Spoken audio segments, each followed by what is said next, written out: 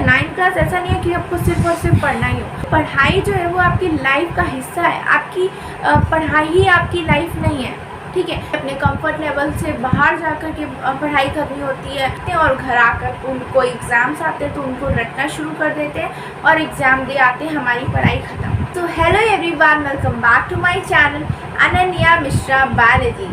सो आज इस वीडियो में हम लोग जानेंगे कि हमको कैसे पढ़ना चाहिए। क्लास 9th में हम लोगों को अपनी पढ़ाई कैसे स्टार्ट करनी चाहिए, राइट। तो सबसे पहले तो मैं ये बता दूं, जब भी हम लोग क्लास 8 में होते हैं तो हमारे पास एक नोट मैम जो होती है हमारी नोटबुक बनवाती हैं, क्वेश्चन, देन हम लोग आंसर्स लिखते हैं और घर आकर उनको एग्ज़ाम्स आते हैं तो उनको रटना शुरू कर देते हैं और एग्ज़ाम दे आते हैं, हमारी पढ़ाई ख़त्म, ठीक है। बस 9th में आपको ऐसा नहीं करना है। 9th में क्या है कि आपको अपनी चैप्टर में अंडरस्टैंडिंग बढ़ानी होगी। आपको चैप्टर जो है वो एक स्टोरी की तरीके रटा होना चाहिए। और फिर क्या होता है कि आपको एग्ज़ाम्स में या अपनी नोटबुक में मैम जो भी लिखवा रहे हैं आपके टीचर, ओके, बट आपको अपने एग्ज़ाम्स में अपनी लैंग्वेज में लिखना सीखना होगा, ठीक है। आपको अपनी लैंग्वेज यूज़ करनी है, ठीक है। उसकी अपनी लैंग्वेज के लिए आपको सब कुछ आना चाहिए, अंडरस्टैंडिंग बेटर होनी चाहिए, ठीक। ये चीज़ हो गई। अब 9th में मैथ तो जाते हैं, बट सब बोलते हैं कि 9th हमारे करियर का फर्स्ट स्टेप होता है। 9th हमारे लिए एक बहुत ज़्यादा, हमें अपने कंफर्ट लेवल से बाहर जाकर के पढ़ाई करनी होती है। हम लोगों को खेलना नहीं होता है, सिर्फ पढ़ना ही होता है, बहुत सारी बुक्स होती हैं। तो ये सारे मिथ्स मैं आपको मिटाना चाहती हूँ कि ऐसा कुछ भी नहीं होता। 9th जो होता है वो बहुत ज़्यादा डिफ़िकल्ट नहीं होता, ठीक है। तो ये सारी चीज़ें जो हैं वो आपको इस लेक्चर में पूरा, आप जब देखेंगे इस वीडियो को, सब कन्फ्यूजन दूर होती जाएगी। पहली चीज़, बुक्स की कन्फ्यूजन होती है बहुत ज़्यादा। जैसे कि आपके पास दो तरीके की बुक्स आपको मिलेंगी, NCERT एंड रेफरेंस, ठीक है। मैथ्स में क्या होता है कि मैथ्स में आप NCERT, आपके स्कूल में जो भी बुक रेफरेंस में यूज़ हो, अगर मैथ्स में आप RS अग्रवाल करते हैं तो वो बहुत बेस्ट रहती है। मैंने भी वही लगाई थी और NCERT ज़्यादा नहीं यूज़ की थी, मैंने बस रेफरेंस बुक ही करी थी मैथ्स में। और फिर आपके जो बाकी के सब्जेक्ट्स हैं, जैसे कि SST है, साइंस है, इंग्लिश है, हिंदी है, इन सारी बुक्स में NCERT इज़ गोल्डन बुक, ठीक है। NCERT के अलावा आपको कुछ भी नहीं पढ़ना, सारा सिलेबस, सारी बातें आपकी NCERT में ही लिखी हुई हैं। सब बच्चे जाते हैं कि मैं रेफरेंस भी ले लूँ, रेफरेंस नहीं लेंगे तो पढ़ेंगे कैसे, ये सब आपके मिथ्स हैं बेटा। आपको सिर्फ और सिर्फ NCERT पर फोकस्ड रहना है, ठीक है। NCERT में वो सब कुछ है जो आपको पढ़ना है। रेफरेंस में कुछ एक्स्ट्रा होते हैं, हाँ, अगर आपको एक्स्ट्रा नॉलेज लेनी है तो आप ले सकते हैं, वो कुछ नहीं है। लेकिन आपको एक होता है ना कि मैं किस बुक से पढ़ूँ, किस पे फोकस रहूँ, दैट इज़ NCERT मेरी तरफ से, ओके। देन उसके बाद बात आती है कि क्वेश्चंस कहाँ से करें। तो क्वेश्चंस जो होते हैं वो आपको अपनी NCERT वाले भी करने हैं और जो आपकी रेफरेंस बुक में है, और एक्स्ट्रा प्रैक्टिस के लिए आप वो भी करिए, तो वो ज़्यादा बेनिफिशियल हो जाता है। अब बात आती है, मैं बच्चों को 3 ग्रुप्स में कैटेगराइज करती हूँ। जैसे कि कुछ होते हैं कि जिनको स्कूल में ही सब समझ में आ जाता है, ठीक है। फिर दूसरे बच्चे होते हैं जिन्हें स्कूल्स में कुछ सब्जेक्ट्स में प्रॉब्लम हो जाती है, टीचर्स का नहीं समझ में आ रहा है, तो वो बच्चे कोचिंग कर लेते हैं। देन कुछ बच्चे होते हैं कि जिनको स्कूल में भी कुछ नहीं समझ में आ रहा और उनको कोचिंग भी नहीं मिलती है, तो वो उनका एक ही सहारा आता है, दैट इज़ ऑनलाइन क्लास, ठीक है। ये जो भी 3 कैटेगरी में मैंने बच्चों को बताया स्टूडेंट्स की जो प्रॉब्लम्स होती हैं, तो मैं इन सब का जो एक मात्र सल्यूशन कह सकते हैं, दैट इज़ सेल्फ स्टडी, ठीक है। आप स्कूल से घर आए तो आपको घर में आने के बाद क्या करना है, आपको सिर्फ और सिर्फ पढ़ना नहीं है, ठीक है। 9th क्लास ऐसा नहीं है कि आपको सिर्फ और सिर्फ पढ़ना ही हो, यस पढ़ना है, लेकिन एक आपको अपनी अलग पैशन जो होता है, एक हॉबीज़ होती हैं या कुछ इन्जॉयमेंट होता है, आपको वो भी नहीं छोड़ना, ठीक है। क्योंकि पढ़ाई जो है वो आपकी लाइफ का हिस्सा है, आपकी पढ़ाई ही आपकी लाइफ नहीं है, ठीक है। तो आपको पढ़ाई को एंजॉय करते हुए चलना होगा। अब जो मेरा टाइम टेबल जो नहीं कहूँगी मैं इसको डेली गोल्स कहूँगी, क्योंकि शेड्यूल सबका अलग अलग होता है और शेड्यूल एक ही इंसान का बहुत चेंज होता रहता है। लेकिन अगर आप डेली गोल्स बनाते हो उन्हें कंप्लीट करके ही आपको सोना है, ये मैं कहूँगी।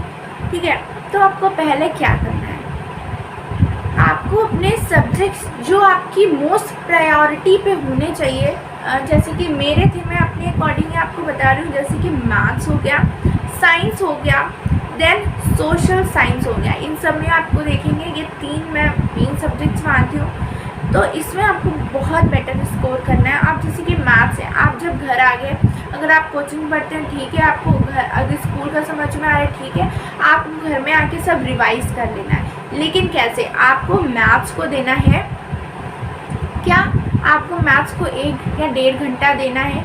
जो भी आपने पढ़ा आपको वो एक्सरसाइज दोबारा से लगानी खुद से। ठीक है, आपको एक सेल्फ स्टडी की कॉपी बनानी होगी। देन आपने साइंस ली और आपने ये ठान लिया कि मुझे इसका एक चैप्टर इस 1 वीक में कंप्लीट करना है। और कंप्लीट करने का मतलब ये नहीं कि आपको ऐसे कंप्लीट करना है, आपको याद होना चाहिए, पूरा रटा होना चाहिए स्टोरी के तरीके, क्योंकि एक चैप्टर के लिए 1 वीक बहुत होता है। और यहाँ पर आपको 1 या 1.5 घंटा लेना है। आपको वो चैप्टर आपके स्कूल में पढ़ाया गया, आपने वो चीज़ समझ ली, फिर आपको बुक में रीड करना है और आपको सेल्फ स्टडी करनी है। ठीक है, अगर आपको नहीं समझ में आया तो यहाँ पर आपको 1-1.5 घंटे में क्या करना है, आपको ऑनलाइन कोई भी वीडियो लेक्चर देखना है, चाहे वो फिजिक्स, केमिस्ट्री, बायोलॉजी किसी का भी हो। आपने वो लेक्चर देख लिया अच्छे से, फिर आपको उसके शॉर्ट नोट्स बना लेने हैं, आपको खुद की अपनी सेल्फ स्टडी नोटबुक बनानी इसमें। ठीक है, आपका ये कंप्लीट हो गया। फिर आपने इसको रख दिया, आपने जैसे सब कुछ पढ़ने के बाद आपने 5 मिनट में क्विक रिवीजन कर लिया कि मैंने अभी 1-1.5 घंटे में क्या पढ़ा। उसके बाद आपका ये हो गया। फिर आपको तीसरा सब्जेक्ट उठाना है सोशल साइंस। इसको आपने लिया, आपने इसमें ठान लिया कि मुझे इसको 1 घंटा देना है सब्जेक्ट को और 1 वीक में मुझे ये चैप्टर पूरा कंप्लीट करना है। तो आपने वो पूरा चैप्टर 1 वीक में कंप्लीट कर लिया क्वेश्चन आंसर्स के साथ। ठीक है, और समरी वगैरह लिख ली, शॉर्ट नोट्स बना लिए खुद के अपने, या लेक्चर्स देख के, या तो अपने आप से खुद से बुक रीड करके किया। आपको बस वो चैप्टर कंप्लीट करना है हर 1 वीक में 1 चैप्टर।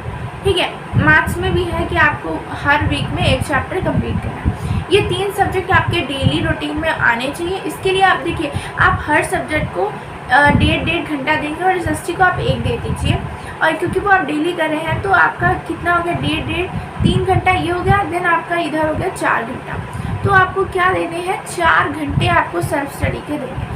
आप घर आए, कोचिंग घर जैसे आए, रेस्ट किया आपने, तब 1 घंटा 1.5 घंटा पढ़ लिया। फिर अगर आप शाम को कोचिंग जाते हो या आपका कोई भी टाइम हो, आप उसके आने के बाद आपने अपना 2 घंटा पढ़ लिया। फिर रात में आपको जैसे कि 9-10 बजे आपने लंच डिनर किया अपना, और आप थोड़ा सा जो भी आप हॉबी है, कभी कुछ मन करता है एंजॉय करने का कर लिया, देन आप सो गए। फिर से रूटीन शुरू। फिर आप बोलेंगे कि मैम मेरे पास तो और भी सब्जेक्ट्स हैं, हिंदी, इंग्लिश, कंप्यूटर, उसका मैं क्या करूँ। तो उसके लिए आपको क्या करना है, ये सब्जेक्ट आपको अपने संडे को कवर करने हैं। अब आप संडे को स्कूल तो जाएंगे नहीं, तो जो आपका स्कूल वाला टाइम होगा वो आप इसको देना शुरू कर दीजिए। अब मैं ये नहीं बोल रही आप लगातार पढ़िए, आप इधर भी ये ठान लीजिए कि मुझे हर संडे को इंग्लिश का 1 चैप्टर करना है, क्योंकि उसमें तो बस समरी होती है चैप्टर की, वो समरी आपको समझनी है। उसके बाद उस चैप्टर के क्वेश्चन आंसर्स देखने हैं, समरी पढ़नी है, आपको वो चीज़ लर्न होनी चाहिए। फिर तो एग्ज़ाम में आप अपने वर्ड्स में लिख ही दोगे। और सेम चीज़ हिंदी में भी है, और सेम चीज़ कंप्यूटर में भी आपको स्कूल में जो भी पढ़ाया गया है कंप्यूटर में, तो वो चीज़ आप पढ़िए, लिखिए और समझिए, उसको लर्न कर लीजिए और अपनी अंडरस्टैंडिंग अपने दिमाग में फिट कर लीजिए। फिर आप जैसे कि आप संडे को 3 बार खाना खाओगे ना, ब्रेकफास्ट करोगे, लंच करोगे, डिनर करोगे, तो खाना खाने से पहले सोचिए कि मुझे हिंदी, इंग्लिश, कंप्यूटर 3 बार खाना खा रहे हैं, तो 3 बार मुझे ये तीनों सब्जेक्ट्स भी 1-1 चैप्टर कंप्लीट करना है। तो कंप्लीट कर लिया आपने। उसके बाद जैसे कि आपका जो ब्रेकफास्ट और लंच का टाइम होगा, वहाँ पर आपको 1 सब्जेक्ट फिट कर लीजिए, मैथ्स। ठीक है, और लंच और डिनर के बीच में 1 सब्जेक्ट जो फिट कर लीजिए, वो आपका हो जाएगा साइंस, और एसएसटी 2 कर लीजिए। तो आपको क्या करना है, जो आपने पूरे हफ्ते में पढ़ा है, ठीक है, पूरे हफ्ते में उसको आपको क्विक रिवीजन देना है। आपको 1 घंटे बैठ के पढ़ना नहीं है, आपको क्विक रिवीजन देना है। वो रिवीजन आपका आधे घंटे में भी हो सकता है। और मैथ्स में है कि आपको जो भी लगा था कि मैं ये क्वेश्चन जब कर रहा था तो मुझे ये 2-3 बार करना पड़ा था, तो वो क्वेश्चंस जो कुछ आपको लगता है ट्रिकी क्वेश्चंस, वो आप कर सकते हैं। और फिर पूरा दिन खेलिए, मस्ती करिए, मज़े में रहिए, बस आपकी हो गई पढ़ाई। तो ऐसे ही अगर आप पूरा वीक फॉलो करेंगे, फिर मंथ फॉलो करेंगे, फिर 2-3 महीने होंगे, आपके कितने चैप्टर कंप्लीट हो जाएंगे। और जब एग्ज़ाम आएंगे तब आप कितनी खुशी खुशी एग्ज़ाम दोगे। एग्ज़ाम की डेट शीट मिलती है, आपके हाथ नहीं काँपेंगे, आपको सिर में दर्द नहीं होगा, आप घर में आके परेशान नहीं होंगे कि मैं कैसे करूँ सिलेबस। तो ये सब चीज़ें आपके साथ नहीं होंगी। और मेरा कहना, अगर आप बिल्कुल अच्छी तरीके से फॉलो करेंगे ना, तो मैं कह सकती हूँ 100% कि सभी बच्चे ना बहुत अच्छा स्कोर करेंगे। ठीक है, कोई बच्चा पढ़ने में अच्छा नहीं होता, कोई बच्चा खराब नहीं होता। जो अपने काम को लेकर कंसिस्टेंट रहता है वो कुछ ना कुछ करता है, ये मैंने देखा है। अगर आप एक दिन में बहुत ज़्यादा कर लो, बाकी दिन कुछ ना करो, तो ये अच्छा नहीं है। आप जितना ज़्यादा बिज़ी रहो ये चीज़ मायने नहीं रखती, आप कितना ज़्यादा प्रोडक्टिव हो। अगर आप 2 घंटे बैठ रहे हो, 2 घंटे कोई काम कर रहे हो, लेकिन आप उसमें बिज़ी नहीं रहे, आपने कुछ ऐसा किया जिससे आपको कुछ नॉलेज मिली, तो वो 2 घंटे आपके लिए ज़्यादा बेनिफिशियल होंगे, राइट। तो आपको थोड़ा थोड़ा करके लास्ट में आपको बहुत बड़ा बनना है। ठीक है, ये तो अभी स्टार्टिंग है। और मैं आपसे ये भी कहना चाहूँगी, ये जो 9th क्लास है, ये बहुत ज़्यादा कुछ डिफ़िकल्ट नहीं है। यहाँ पर आपको अपने पढ़ने का तरीका चेंज करना है। ठीक है, अभी तक आप रटने वाला काम करें, तो यहाँ पर आपको क्या करें, अंडरस्टैंडिंग वाला काम बढ़ाना है। ये करने के बाद एक और छोटी सी बात मैं आपसे कहना चाहूँगी कि जैसे कि हम लोग अभी 11th क्लास में जाते हैं, 12th में जाते हैं या 10th में जाते हैं, तो हमारे साथ क्या होता है कि हमने जो 9th में पढ़ा, जो 10th में पढ़ा, वो 11-12 से कनेक्टेड रहता है। तो बच्चे सोचते हैं ये मेरा बोर्ड नहीं है, तो मैं यहाँ पे मस्ती कर लूँ, अभी 9th निकल जाएगा, टीचर्स पेपर बनाएंगे, ऐसे ही हो जाएगा। तो ऐसा नहीं, ठीक है, ये सारी चीज़ें आगे कनेक्टेड रहती हैं। और जब आप हायर क्लासेस में जाओगे, तब आपको लगेगा काश मैंने वो 9th में पढ़ा होता, या काश मैंने वो 10th में पढ़ा होता, तो मेरा आज बेस क्लियर होता। तो ये जो काश वर्ड है, ये आपका इस जो आप फॉलो करेंगे इससे नहीं आएगा। This is all for class 9th कि कैसे पढ़ें, क्या करें, कौन सी बुक पढ़ें, सारे डाउट्स क्लियर हो गए होंगे आपके।